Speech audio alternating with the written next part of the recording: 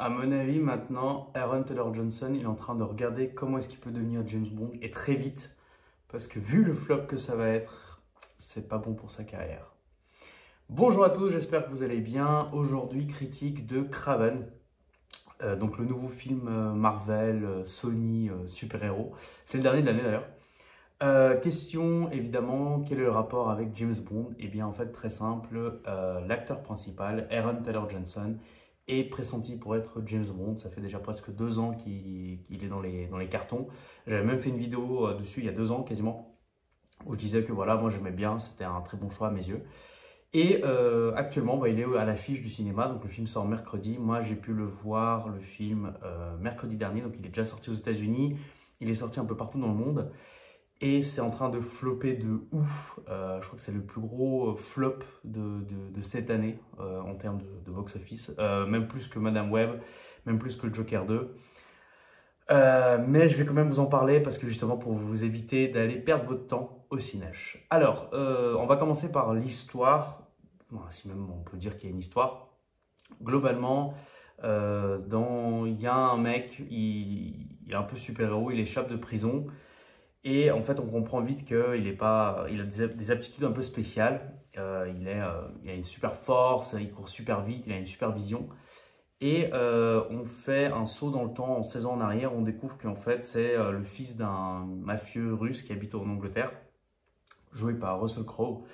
On va y revenir. Et en fait, lorsqu'ils étaient dans un safari en Afrique, ils faisaient de la chasse au lion, le gamin, donc Sergei, le nom principal, il a été blessé par un lion. Il y a une petite fille qui passait comme par hasard sur cette route, qui avait reçu une potion magique de sa grand-mère comme par hasard, qui lui a donné cette potion magique. Et depuis, bah, il a une super force, une super vitesse, une super vue, tu ne sais pas d'où.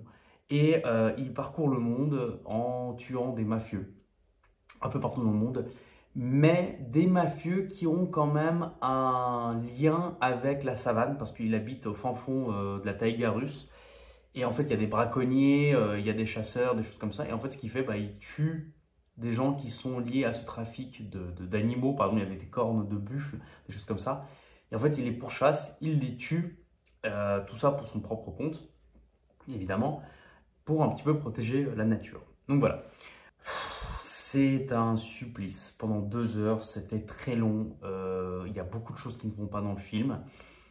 Je vais essayer de le faire par étapes parce qu'en fait, il y a beaucoup de choses à dire dans le film parce que c'est presque un cas d'école. En fait, ce film est presque un cas d'école qu'on devrait étudier pour qu'est-ce qu'il ne faut pas faire en fait. Alors déjà, première question, d'où sort Kraven? C'est qui ce Kraven? Pourquoi lui? Pourquoi il y a un film dessus?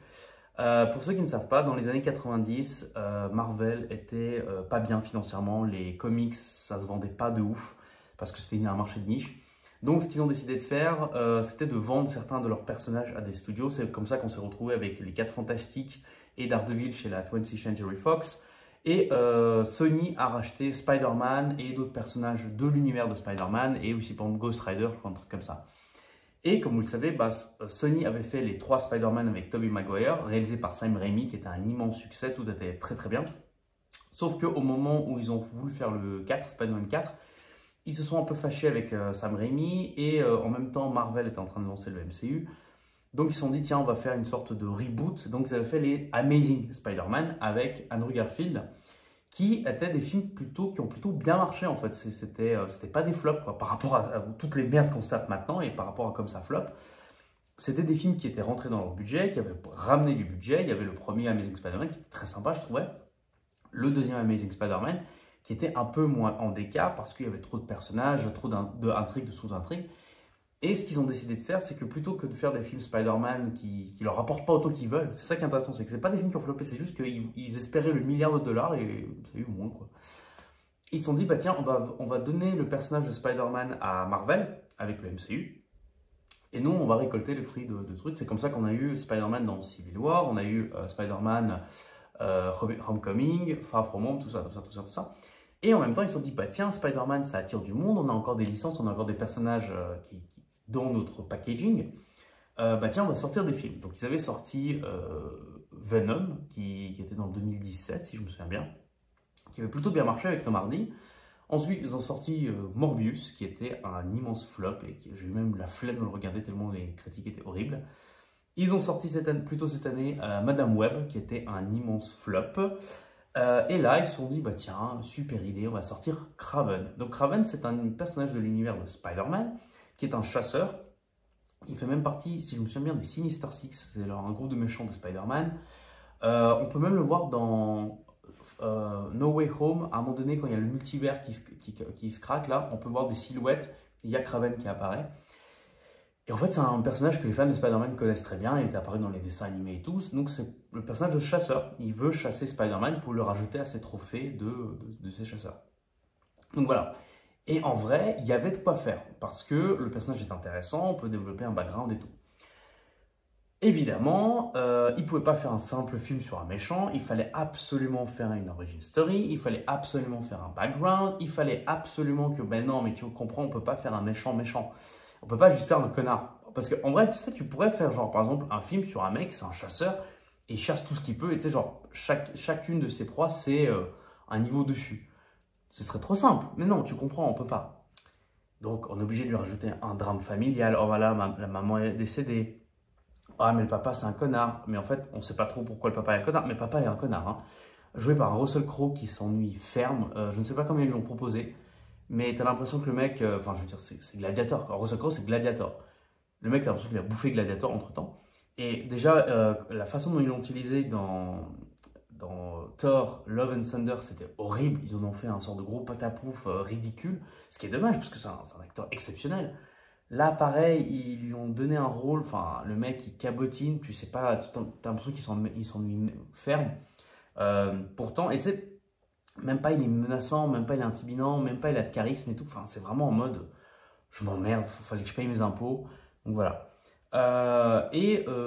Si tu veux, il y a tout ça qui se développe en mode, bah, on a ce Kraven qui va de village en village, qui va de PNJ en PNJ. Et il y a plein de personnages qui apparaissent. Il y a son frère, il y a des méchants, il y a une avocate, il y a son père, il y a d'autres méchants. Genre en fait, il y a 3-4 méchants qui apparaissent dans le film. Et en fait, la première problématique, c'est évidemment l'écriture. En fait, il y a 3 films en un. Il y a 3 films en un. Au lieu de faire un film correct, t'as l'impression qu'ils se sont dit merde, il faut qu'on développe les personnages. Donc en fait, ils passent leur temps à faire des dialogues. Le film est extrêmement long. Il y a des dialogues à tout va. Et tu te dis, ok, bah peut-être les dialogues, c'est pour aider le scénario, c'est pour appuyer les trucs. Bah en fait, non, plus il développe le scénario, plus le film devient compliqué, moins tu comprends ce qui se passe. À la fin du film, on est sorti, on se dit, mais attends, alors, lui, il est méchant, mais qu'est-ce qu'il veut? Bah tu ne sais pas. Le père est méchant, mais pourquoi? Le frère devient un peu bizarre, il a une aptitude un peu particulière, mais elle sert à rien. Pourquoi Kraven habite comme ça? Pourquoi Kraven a cette liste? Comment les gens ils savent de Kraven, sachant qu'il tue tout le monde?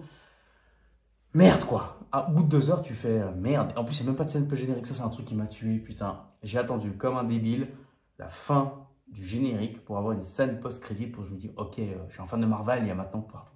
Et bah, rien du tout. Même pas de scène post-générique. J'étais comme un fou. J'ai perdu 10 minutes pour rien. Ça, c'est le premier problème. Le scénario n'a pas de sens et il est mal écrit. Deuxième problème récurrent dans tous ces films, on n'arrive pas à faire un méchant, comme je l'ai dit.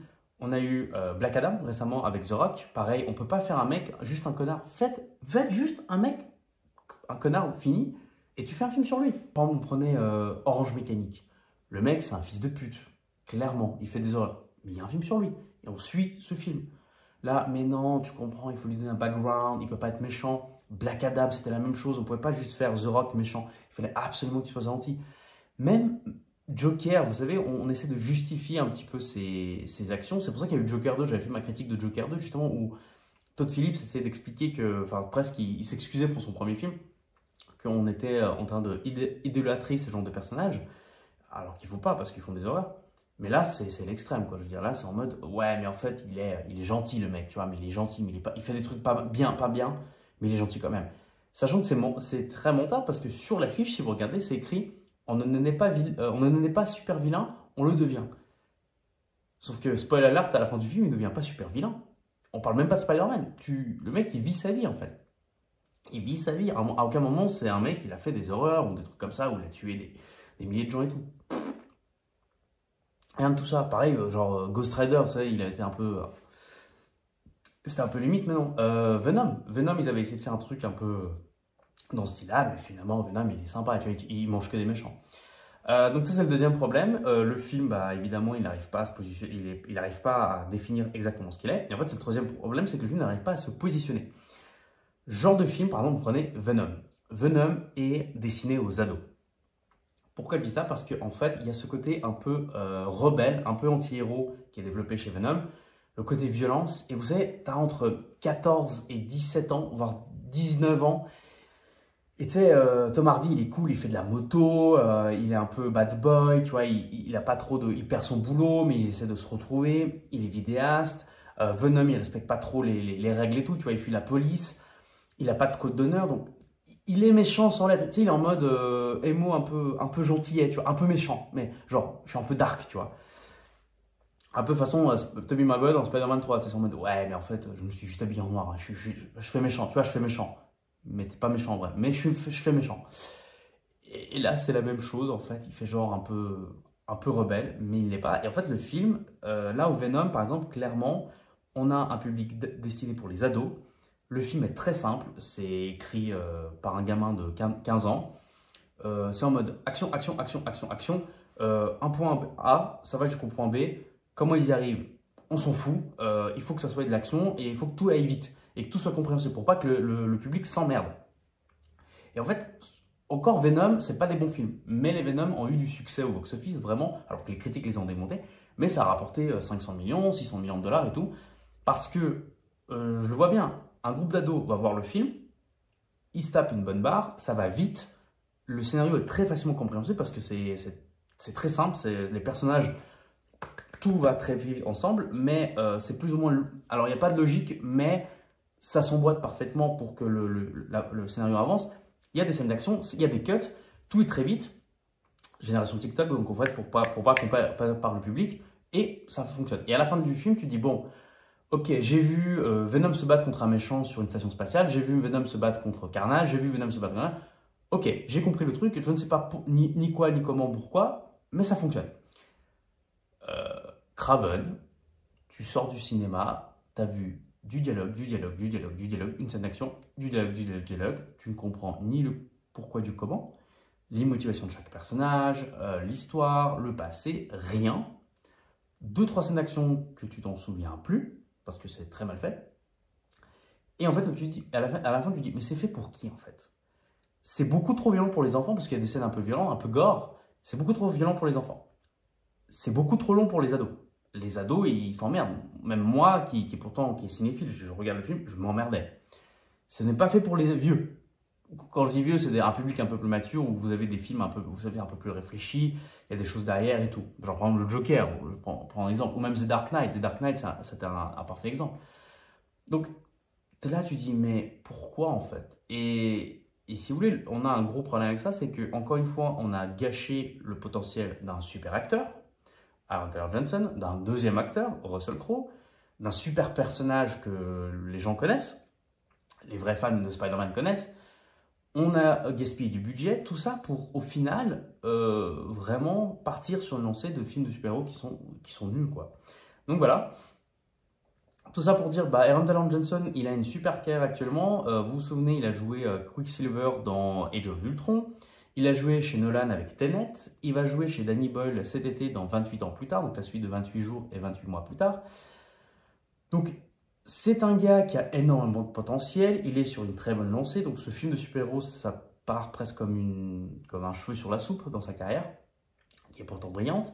Pour lui, pour lui, James Bond, ce serait un excellent moyen d'avoir une super carrière solide. Donc, vraiment, je suis très déçu. Et pour tout ça pour dire, n'allez pas voir Craven, franchement, attendez qu'il sorte sur Disney+, ou sur Netflix, ou sur quoi. C'est beaucoup trop long, beaucoup d'incohérences scénaristiques, beaucoup d'incohérences dans les dialogues, des choses comme ça. Et encore une fois, un potentiel gâché par le Sony Spider-Man Universe, je ne sais pas comment on appelle ça. Donc voilà. Je vous remercie et on se voit très très vite. N'oubliez pas de liker et de commenter et de vous abonner à ma chaîne. Il y a beaucoup de vidéos qui arrivent et surtout peut-être une surprise avant la fin de l'année. Donc voilà, ciao, à très bientôt.